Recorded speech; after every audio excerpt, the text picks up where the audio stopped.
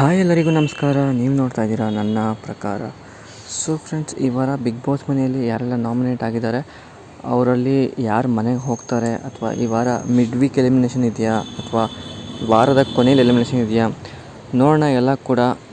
ಅದಕ್ಕಿಂತ ಮೊದಲು ನೀವೇನು ನಮ್ಮ ಚಾನಲ್ನ ಸಬ್ಸ್ಕ್ರೈಬ್ ಆಗಿಲ್ಲ ಅಂದರೆ ಸಬ್ಸ್ಕ್ರೈಬ್ ಮಾಡಿಕೊಂಡು ಸಪೋರ್ಟ್ ಮಾಡಿ ಅಂತ ಕೇಳ್ತಾ ಈ ವಿಡಿಯೋನ ಶುರು ಮಾಡೋಣ ಫ್ರೆಂಡ್ಸ್.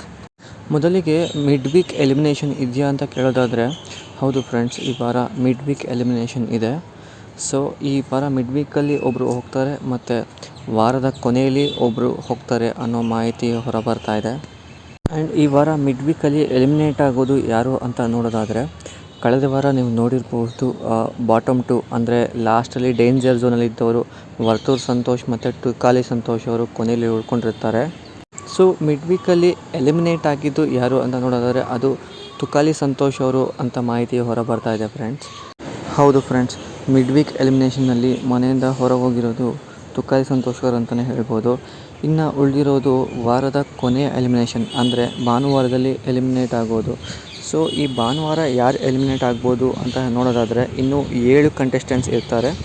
ಅದರಲ್ಲಿ ತನಿಷಾ ಅವರು ಮನೆಗೆ ಹೋಗ್ತಾರೆ ವಾರದ ಕೊನೆಯಲ್ಲಿ ಅಂತ ಮಾಹಿತಿ ಬರ್ತಾ ಇದೆ ಅವರ ವೋಟಿಂಗ್ ರಿಸಲ್ಟ್ಸ್ ಪ್ರಕಾರ. ಹಾಗೇನಾದರೂ ವಾರದ ಕೊನೆಯಲ್ಲಿ ತನಿಷಾ ಅವರ ವೋಟಿಂಗ್ ಕಡಿಮೆಯಾಗಿ ತನಿಷಾ ಅವರು ಮನೆಯಿಂದ ಹೊರಗಡೆ ಬಂದರೆ ಇನ್ನೂ 6 ಜನ ಕಂಟೆಸ್ಟೆಂಟ್ಸ್ ಉಳಿದುಕೊಂಡಿರ್ತಾರೆ.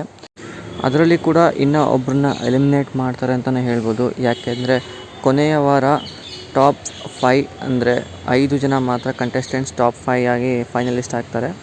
ಸೊ ನಿಮಗೆ ಯಾರು ಇನ್ನೊಬ್ಬರು ಅಂದರೆ 6 ಜನದಲ್ಲಿ ತನಿಷಾ ಅವ್ರನ್ನ ಬಿಟ್ಟರೆ ಯಾರು ಮನೆಗೆ ಹೋಗ್ಬೋದು, ಅಥವಾ ನಿಮಗೆ ಯಾವ ಕಂಟೆಸ್ಟೆಂಟ್ಸ್ ಇಷ್ಟ ಅಂತ ಕಮೆಂಟ್ ಮಾಡಿ ಅಂತ ಹೇಳ್ತಾ ಈ ವಿಡಿಯೋನ ಎಂಡ್ ಮಾಡ್ತಾಯಿದ್ದೀನಿ. Thank you so much friends. Have a nice day.